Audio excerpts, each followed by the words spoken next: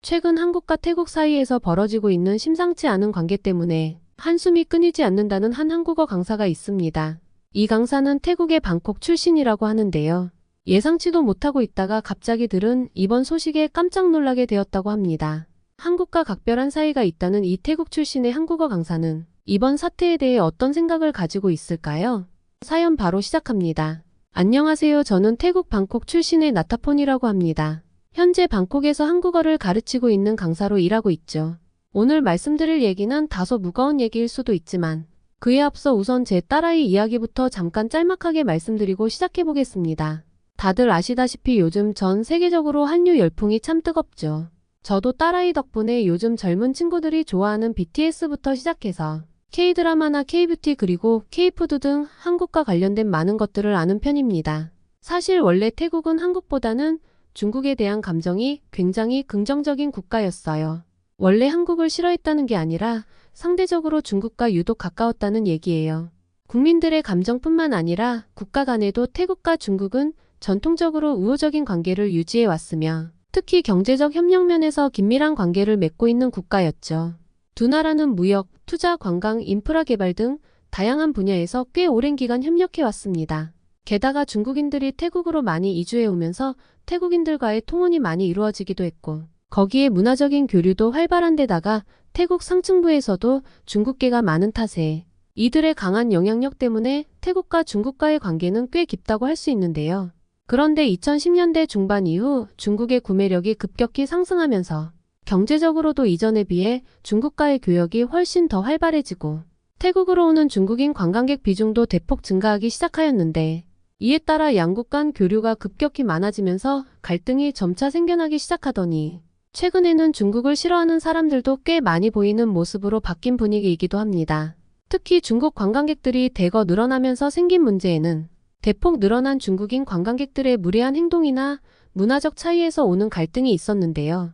예를 들어 공공장소에서의 중국인들의 소란스러운 행동이나 쓰레기를 함부로 버리는 등의 행동으로 중국인 관광객들에 대한 불만이 크게 늘었죠. 그 수가 적을 때는 어느 정도 참을 수준이었다면 수가 대폭 증가해버리니 이제 그 한계치를 넘어서 버린 거예요. 그리고 국가적 차원에서도 중국에 대한 경계가 날이 갈수록 커져가고 있는데요. 중국의 대규모 투자와 경제적 영향력이 태국 경제에 큰 영향을 미치면서 이제 태국인들은 중국의 영향력이 지나치게 커지는 것을 점점 우려하기도 합니다. 특히 태국 내에서 중국 자본이 부동산이나 관광산업을 과도하게 지배하는 것을 경계하는 목소리가 커지고 있죠. 물론 그럼에도 여전히 태국인들은 중국을 경제적으로 중요한 파트너로 생각하기는 하지만 동시에 일부 태국인들은 중국의 영향력이 태국의 독립성이나 자주권을 해칠 수 있다는 우려를 표하는 것이죠. 이런 우려는 경제적 의존도가 높아지면서 발생할 수 있는 정치적, 경제적 불균형에 대한 걱정에서 비롯됩니다. 그리고 코로나19 팬데믹 초기에는 중국발 바이러스 확산에 대한 우려로 인해 중국인들에 대한 부정적인 감정이 크게 확산되기도 했는데 이로 인해 태국인들 사이에서 반중 정서가 크게 형성되었지만 코로나 팬데믹은 아이러니하게도 한국에 대한 인식이 올라가는 계기가 되기도 했습니다. 태국에서는 특히 코로나를 기점으로 하여 한류 열풍이라는 것이 급격히 퍼지기 시작했거든요. 당시 외부 활동이 줄어들면서 넷플릭스 같은 OTT를 통해 한국 문화를 접하고 그것을 통해 한국 문화에 빠진 사람들이 정말 많이 늘었거든요. 그 덕분인지 특히 방콕에는 당시에 정말 수많은 한식당이 생겨나기도 하고 퓨전 주점들도 생겨나며 관광객들뿐만 아니라 태국 현지인들에게도 한식이 많은 사랑을 받곤 했는데요. 제 딸 나띠아가 한국에 빠지기 시작한 것도 아마 그맘때쯤이었을 거예요. 나띠아는 특히 K-팝 가수 중에서도 한국에서 활동하는 태국 출신 아이돌에 관심을 많이 가지더군요. 아마 한국 여러분들께서도 아시는 태국 출신 아이돌들이 있을 겁니다. 대표적으로 2PM의 니쿤이라는 가수가 가장 유명한 것으로 알고 있는데요. 이 외에 최근에 활동하는 가수로는 블랙핑크라는 그룹의 리사라는 가수와 갓세븐이라는 그룹의 뱀뱀이라는 가수가 태국 출신이더군요. 그리고도 NCT10이나 CLC손 등등 꽤 많던데 너무 많아서 이름을 일일이 다 기억을 하지를 못하겠네요. 특히 제 딸은 블랙핑크의 리사를 참 좋아하는데 그 예쁜 외모에 푹 빠지면서 연예인들이 하는 화장법에도 관심을 가지게 되고 자연스레 K-뷰티에도 관심을 가지면서 한국 화장품을 사달라고 조르는 일도 많았죠. 또 한국의 가수나 화장품뿐만 아니라 드라마도 무척 좋아해서 방 안에서 하루 종일 한국 드라마를 보는 통에 그만 좀 보라고 잔소리를 했던 적이 한두 번이 아니었을 정도였죠. 그리고 제 친동생은 이맘때 방콕에서 식당을 열어 현재까지도 운영하고 있는데 한국인 관광객들 칭찬이 자자했는데요. 이 얘기도 간략히 해야 할 것 같아요. 제 동생은 특히 한국인들을 중국인들과 비교하며 그렇게 칭찬을 하더라고요. 사실 한국인과 중국인은 겉보기에는 생김새도 비슷하고 지리적으로도 가까워서 겪어보지 않으면 비슷할 거라 생각하기가 쉬운데 막상 겪어보면 그렇게 차이가 난다고 하더군요. 중국인 관광객들은 식당에 들어오자마자 시끄럽고 무례한 태도를 보이면서 메뉴를 주문하고 특히 식사 중에도 마치 고성을 지르듯이 대화하며 다른 손님들에게 불편을 끼치면서 소란을 피우는 경우가 많다고 하더군요. 그리고 음식이 무조건 다 입에 맞을 순 없으니 경우에 따라 음식 맛이 마음에 안 들 수도 있어요. 그런데 그렇다고 해서 직원을 불러 세워놓고 대놓고 직설적으로 면박을 주거나 심지어 욕설을 하는 경우도 있다고 하더라고요. 또 무언가 요청할 때도 부탁조가 아니라 큰 소리로 명령하거나 지시하듯이 직원들에게 시킨다고 하더군요. 식사가 끝난 후에도 테이블 위는 음식 찌꺼기와 쓰레기로 어지럽혀져 있는 것은 덤이었고요. 정말 얘기를 듣고 있자니 너무하다 싶더군요. 반면 한국인들은 식당에 들어오자마자 정중하고 차분한 태도를 보이며 메뉴를 주문할 때도 세심하게 배려하는 모습을 보여주었는데 어떻게 양국 간 차이가 이렇게까지 날 수가 있나 싶은 생각도 들었다는데요. 식사 중에는 비교적 조용하게 대화를 나누며 음식에 대한 관심과 존중을 표해 주었다며 그러한 한국인들의 배려에 제 동생은 큰 감동을 느낀 적이 한두 번이 아니라고 했습니다. 게다가 한국인들은 식사 후에도 테이블을 최대한 깔끔히 정리하고 나갈 때까지도 직원들에게 감사의 인사를 전하며 가게를 떠난다고 하더라고요. 이러한 모습은 제 동생에게도 큰 만족과 긍정적인 에너지를 안겨주었고 동생이 식당 운영을 더욱 즐겁고 보람차게 할 수 있는 원동력이 되었다며 참 고마움을 느꼈다고 하더군요. 동생에게 그러한 이야기를 들을 때면 저는 제 딸이 좋아하는 한국이라는 나라의 국민들이 그렇게 모범적이고 올바른 행동을 한다는 게 기분이 정말 좋더군요. 만약 제 딸이 좋아하는 나라가 중국처럼 무례하게 구는 나라였으면 뭔가 좋아하지 말라고 뜯어말리고 싶었을 텐데 말이죠. 하여간 이렇게 제 딸도 그렇고 제 동생도 그렇고 많은 태국인들이 한류 열풍에 빠져 한국에 대한 우호적인 감정을 느끼던 차에 최근 들어 제 마음을 굉장히 복잡하게 하는 일이 생기고 말았습니다. 솔직히 저는 처음에는 생각도 하지 못하고 있었어요.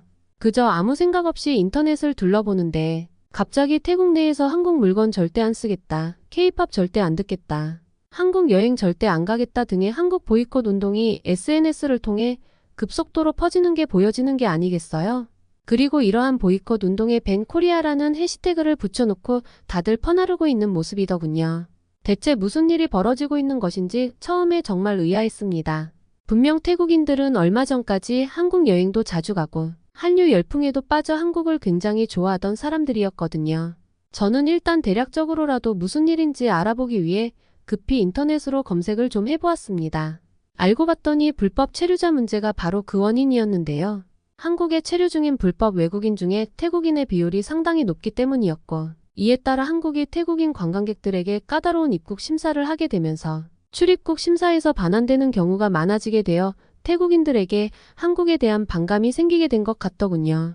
저는 여러 가지 복잡한 생각이 들었습니다. 명색이 한국어 강사인데 참 부끄러운 얘기지만 저는 한국의 태국인 불법 체류자들이 그렇게까지 많은 줄은 정말 꿈에도 모르고 있었습니다. 어느 정도야 있겠다고는 생각했지만 한국에 체류 중인 태국인의 78%가 불법 체류자로 여러 국가 중 압도적인 1위를 차지하고 있는 게 태국인 줄은 정말 몰랐죠. 이는 정말 부끄러운 일이 아닐 수가 없었습니다. 그런데 이러한 문제로 인해 생긴 갈등은 의외로 시간이 지나도 쉽게 가라앉지 않는 모습이었습니다. 저는 평소처럼 출근하여 수업 준비와 학생들의 과제를 정리하는 일상을 보내고 있었지만 최근 태국과 한국 간의 긴장 상황에 대한 끊이지 않는 기사들은 저의 마음을 계속 무겁게 하고 있었죠. 무엇보다도 제 딸이 그렇게 좋아하던 한국에 대한 반한 감정이 격해지고 양국 간 긴장이 고조되는 모습을 보며 제 딸아이가 상처를 크게 입진 않을까 하는 불안과 걱정이 밀려오기도 했습니다. 실제 최근 몇 달 동안 태국과 한국 간의 관계는 심각하게 악화되고 있었고 SNS 등 인터넷 커뮤니티뿐만 아니라 제가 근무하는 학원 내 학생들 사이에서도 이 문제는 꽤 큰 화두가 되기도 했었는데 지나가다가 우연히 학생들끼리 한국 욕을 하는 얘기를 듣고 마음이 참 좋지 않더라고요. 사실 이러한 문제는 제게 남일 같지 않았습니다. 오늘 오전 저는 제 친동생에게서 긴급한 전화를 받았습니다. 동생의 목소리는 평소와 달리 굉장히 불안정했죠. 형, 한국 관광객이 급격히 줄어들었어요. 매출이 많이 떨어졌고 예약도 거의 없어요. 앞서 말씀드렸듯 제 동생은 방콕의 중심가에서 식당을 운영하고 있는데 최근 한국 관광객의 급격한 감소가 그의 일상과 사업에 큰 타격을 주고 있었던 거죠. 저는 동생의 걱정이 단순히 국가 간 갈등의 문제를 넘어서는 것임을 직감했어요. 양국 간의 갈등은 개인적인 삶에까지 깊은 영향을 미치고 있었죠. 한국 관광객의 감소는 그의 식당 매출에 직접적인 타격을 주었을 뿐만 아니라 그로 인해 가족의 생활까지 위협하고 있었습니다. 이 상황은 단순한 경제적 문제를 넘어 제 동생의 모든 것이 흔들리는 큰 위기임을 알 수 있었죠. 정말 마음이 아프고 한숨이 푹 나오더군요. 저는 동생과 전화를 끊고 대체 이 문제를 어떻게 해결하면 좋을까 고민하며 인터넷을 켰어요. 그런데 그때 최신 기사 하나가 뜨더군요. 태국 여행협회 부회장의 인터뷰 기사였습니다. 그런데 기사를 읽어내려가면서 저는 경악하고 말았죠. 도대체 사태를 해결할 의지가 있는 양반인가 싶었어요. 그는 한국 방문 태국인이 줄어드는 이유는 한국의 관광 명소가 많지 않기 때문이라고 주장하면서 한국 대다수 여행지는 인기 드라마 덕에 유명해서 잠시 핫할 뿐이며 반면에 중국과 일본은 더 많은 매력과 쉬운 입국, 그리고 신선한 공기가 있다며 중국과 일본에 대해 칭찬을 하며 마치 한국에 대한 복수심을 표출하듯 발언하는 모습을 보여주었습니다. 갈등을 원만히 해결해 나가도 모자랄 사람이 오히려 더 부추길 만한 발언을 하고 있다니 정말 더위를 먹었나 싶더라고요. 게다가 저를 더 좌절하게 만든 것은 이러한 협회 부회장의 말에 다른 태국인들마저 휘둘리면서 동조하는 모습을 보였다는 것이었어요. 한 태국인 직장인은 이렇게 말하더군요. 한국 여행을 취소했습니다. 일본은 엔저로 여행비가 싼 데다 친구가 한국 입국을 거부당했기 때문에 일본을 선택했습니다.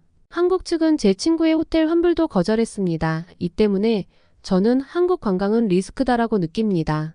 한국에 너무 화가 납니다. 또한 다른 태국인은 중국이 3월 1일부터 태국 국민 비자를 면제한 후 올해 약 120만 명의 태국인이 중국에 갈 것으로 추정하는데 이는 2019년의 2배입니다. 많은 사람들은 한국보다 중국이 많은 관광명소와 유적지들로 매력적인 곳이라 여깁니다. 여행 비용은 많이 비싸지 않습니다. 또한 유타차이 부회장에 따르면 중국의 4일 여행 비용은 약 22,000바트, 한국은 3만 바트라고 합니다.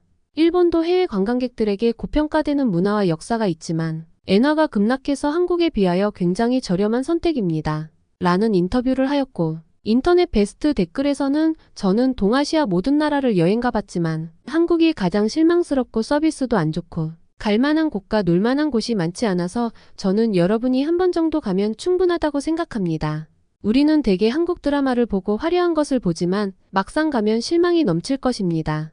반대로 중국과 일본 두 곳은 탐험하고 체험할 것이 매우 많습니다. 특히 중국은 여러 번 가도 안 질리고 여전히 새로우며 4번을 갔음에도 여전히 유명한 곳들을 다 못 가봤습니다. 라는 댓글도 보이더군요. 또한 두 번째 베스트 댓글에서는 한국은 오빠 드라마 시기 덕에 몇 년간 많은 관광을 받았고 지금은 드라마 영향력이 다 떨어져 동남아에서 이제 제로에 가깝고 오직 유럽만이 인류의 고대도시 유산 속에서 신선한 기후에서 구경하고 즐길 거리가 많기에 관광에 인상적인 곳입니다. 라는 등 많은 사람들이 부회장의 말에 동조하거나 감정이 격해진 상태로 한국 여행에 대해 비난하거나 혹은 취소하고 있다는 소식이 잇따라 들려왔습니다. 저는 이러한 사람들의 격해진 반응과 내용들을 살펴보며 참 씁쓸한 생각이 들더군요.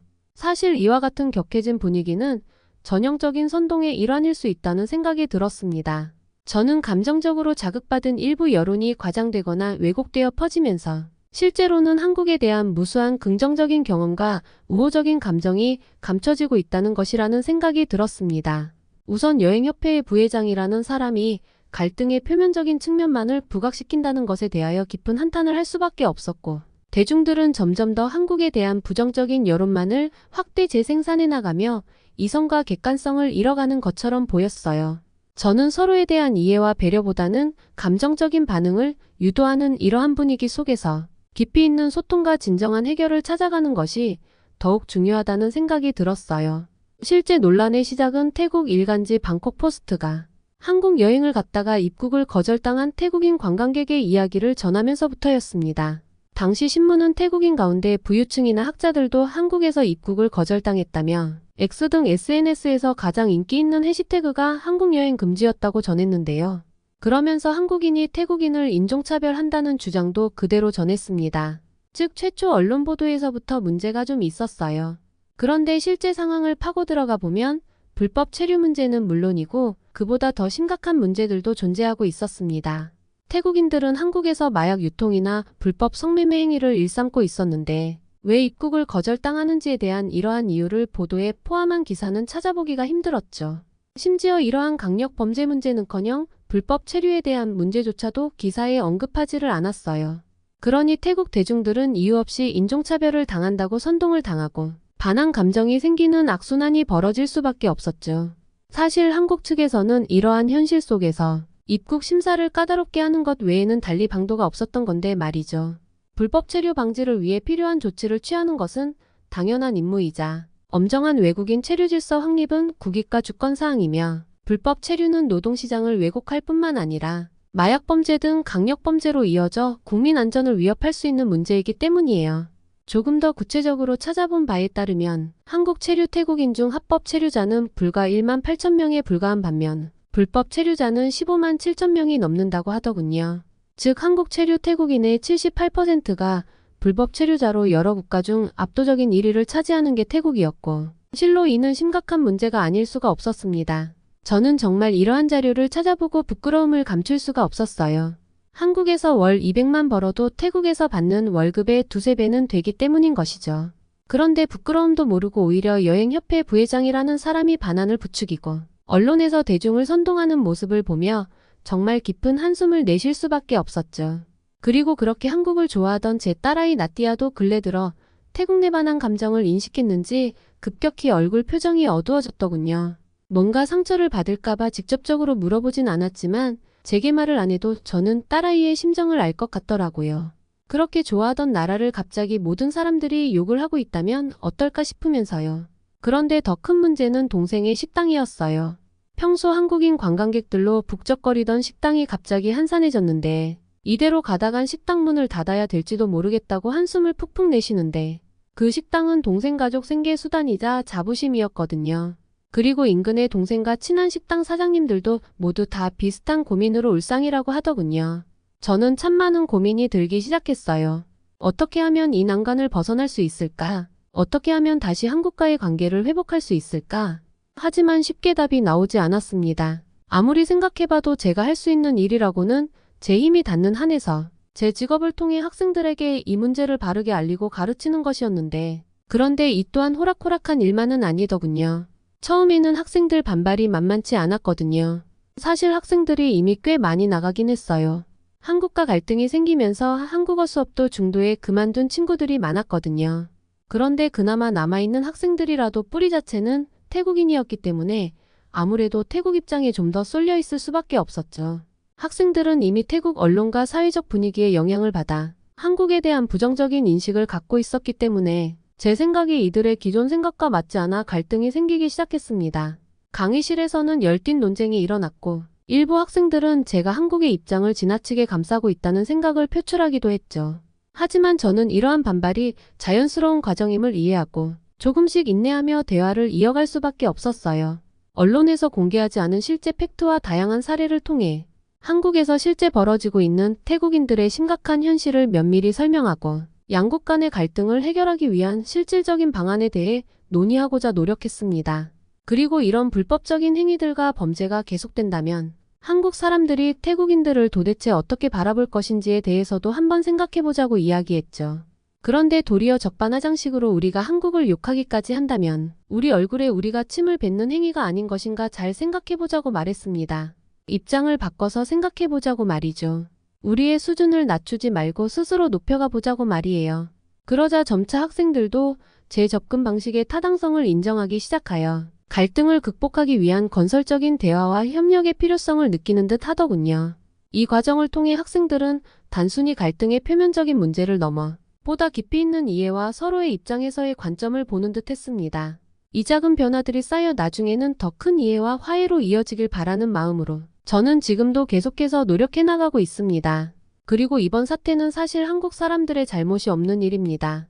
부디 한국 분들의 마음이 하루빨리 풀리기를 바라며 저 또한 그때까지 태국 내에서 힘닿는 한 열심히 학생들에게 올바른 교육 활동을 하면서 갈등이 사그라들기까지 노력하겠습니다. 그리고 태국에는 여전히 한국을 사랑하는 사람들과 분별 있는 사람들도 많다는 걸 꼭 기억해 주셨으면 좋겠습니다.